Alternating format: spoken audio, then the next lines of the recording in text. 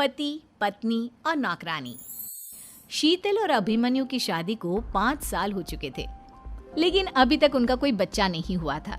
इसकी वजह से शीतल और अभिमन्यु परेशान रहते थे, लेकिन उन दोनों से ज्यादा परेशान थी शीतल की सास, यानी अभिमन्यु की माँ जानकी देवी। जानकी देवी चाहती थी कि जल्दी से जल्दी उनकी गोद में पोता या पोती आ जाए, और इसीलिए वो अपनी बहू शीतल को लेकर एक दिन हॉस्पिटल पहुंची। डॉक्टर मैडम, जरा ठीक से चेक करके बताइए ना। कई बड़े बड़े डॉक्टर को दिखाया है, लेकिन मेरी बहू माँ ही नहीं बन पाती। मैंने शीतल को बहुत अच्छे से चेकअप किया है। देखिए, बात यह है कि शीतल के अंदर माँ बनने की कैपेसिटी नहीं है। ये आप क्या कह रही हैं डॉक्टर साहब? कोई तो इलाज होगा ना, कोई दवाई दे दीजिए। देखिए, कुछ प्रॉब्लम ऐसी होती है जिनका कोई ट्रीटमेंट नहीं होता। आई एम सॉरी टू से, लेकिन शीतल कभी माँ नहीं बन सकती, क्योंकि उसके यूट्रस में अंदर से ही कुछ प्रॉब्लम है। घर आने के बाद क्या हुआ माँ? कहाँ लेकर गई थी आप शीतल को? अरे कहाँ लेकर जाती, डॉक्टर मैडम के पास ले गई थी, लेकिन तेरी बीवी तो कभी माँ बन ही नहीं सकती। मम्मी जी, इसमें मेरी क्या गलती? अगर अंदर से कोई प्रॉब्लम है तो उसमें मैं भी कुछ नहीं कर सकती। जानती हूँ, ये बात डॉक्टर के मुंह से सुन चुकी हूँ। अब दोबारा मेरे सामने इस बात का गाना मत गा। अरे माँ, परेशान होने की जरूरत नहीं है, सोचते ना कुछ। अरे क्या सोचेगा तू? जब डॉक्टर कह चुका है कि तेरी बीवी माँ नहीं बन सकती, तो बता क्या सोचेगा तू? कहाँ से लाएगा बच्चा? माँ, ये तो मैं भी नहीं जानता। अभिमन्यु, क्यों ना हम अनाथ आश्रम से एक बच्चा गोद ले आए? क्या फर्क पड़ता है बच्चा हमारा हो या गोद लिया हुआ? आई बड़ी बातें बनाने वाली। क्या फर्क पड़ता है? अरे क्यों फर्क नहीं पड़ता? मुझे इस वंश को आगे बढ़ाने के लिए मेरे बेटे का खून चाहिए, किसी दूसरे का नहीं। लेकिन माँ, आप जानती हैं कि ये अब पॉसिबल नहीं है। मैं कुछ नहीं जानती। मैं किसी पराये की औलाद को इस घर में अपना पोता या पोती बन के बढ़ता हुआ नहीं देख सकती। मेरा वंश मेरे बेटे के खून से ही आगे बढ़ेगा। लेकिन मम्मी जी, ऐसा कैसे हो पाएगा? आप अच्छी तरह जानती है ना, मेरा और अभिमन्यु का बच्चा नहीं हो सकता। तो मैं अपने बेटे की दूसरी शादी करवाऊंगी और अपनी दूसरी बीवी से ये मुझे बच्चा पैदा करके देगा। ये आप क्या कह रही हैं माँ? मैं किसी और से शादी नहीं करने वाला। मेरे रहते हुए आप अभिमन्यु की शादी किसी और से करवाएंगी? मम्मी जी, आप ऐसा कैसे कर सकती हैं? तू बस देखती जा बहू, मैं ऐसा कैसे कर सकती हूँ। कुछ दिनों के बाद, अभिमन्यु, मैंने तेरे लिए लड़की ढूंढ ली है। माँ, मैं आपको कितनी बार समझाऊं? मुझे किसी से शादी नहीं करनी है।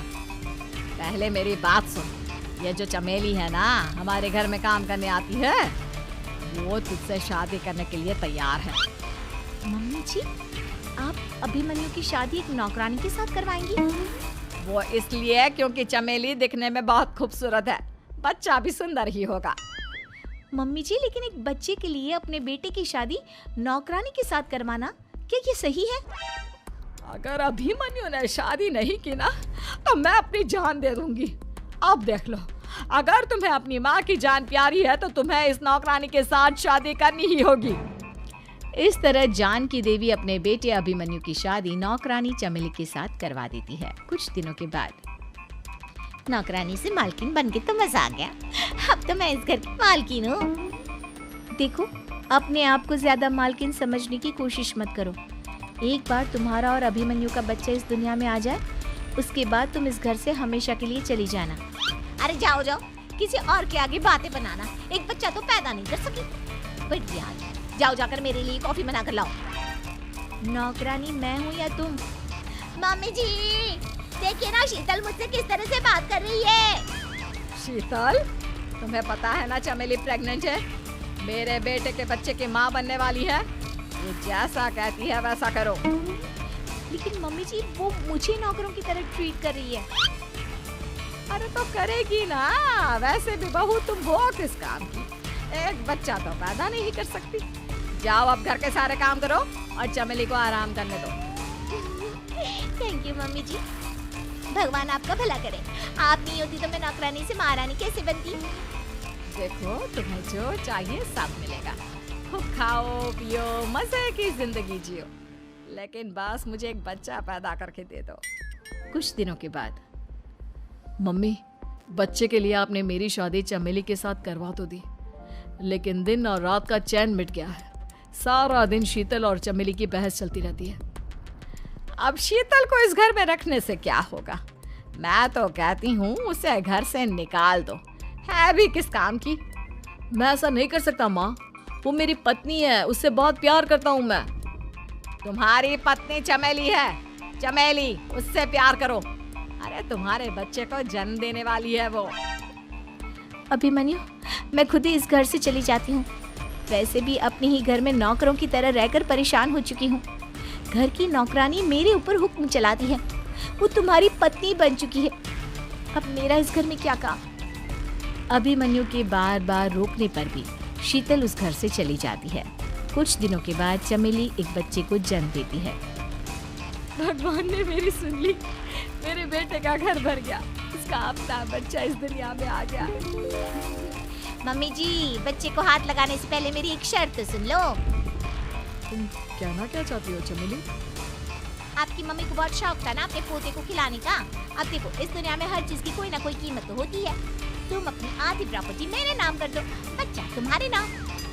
अरे लेकिन मैंने अपने बेटे से तुम्हारी शादी करवाई है, अब ये सौदेबाजी कहाँ से आ गई? जो औरत अपनी बहू को घर से निकाल कर एक नौकरानी के साथ अपने बेटे की शादी करवा दे, वो तो सौदेबाजी कर ही सकती है ना। उसका कैसे भरोसा कर सकते हैं? मुझे बस आप लोगों की प्रॉपर्टी चाहिए, उसके बाद ही बच्चे को आप हाथ लगा सकते हैं। मैंने कहा था ना मम्मी, आप गलत कर रही हैं। देखिए, उसका नतीजा आपके सामने है। जब शीतल को पता चलता है कि अभिमन्यु और चमेली का बच्चा दुनिया में आ गया है, तो वो अपने घर पहुंचती है। अभिमन्यु, कहाँ है आपका बच्चा? क्या मैं उसे देख सकती हूँ? कुछ भी मत पूछो शीतल, माँ की हुई एक गलती हम लोगों पर भारी पड़ रही है। वो नौकरानी अपनी औकात पर आ गई है और अब हमसे अपनी आधी प्रॉपर्टी मांग रही है, वो भी बच्चे के बदले में। एक बात कहूँ अभिमन्यु, आप उससे कुछ भी देने से मना कर दो। अरे कैसी बात कर रही हो? मेरे बेटे की औलाद है उसके पास, ऐसे कैसे मना कर दे? मम्मी जी, वो अभिमन्यु का बच्चा नहीं है, वो चमेली और उसके बॉयफ्रेंड का बच्चा है। ये तुम क्या कह रही हो शीतल?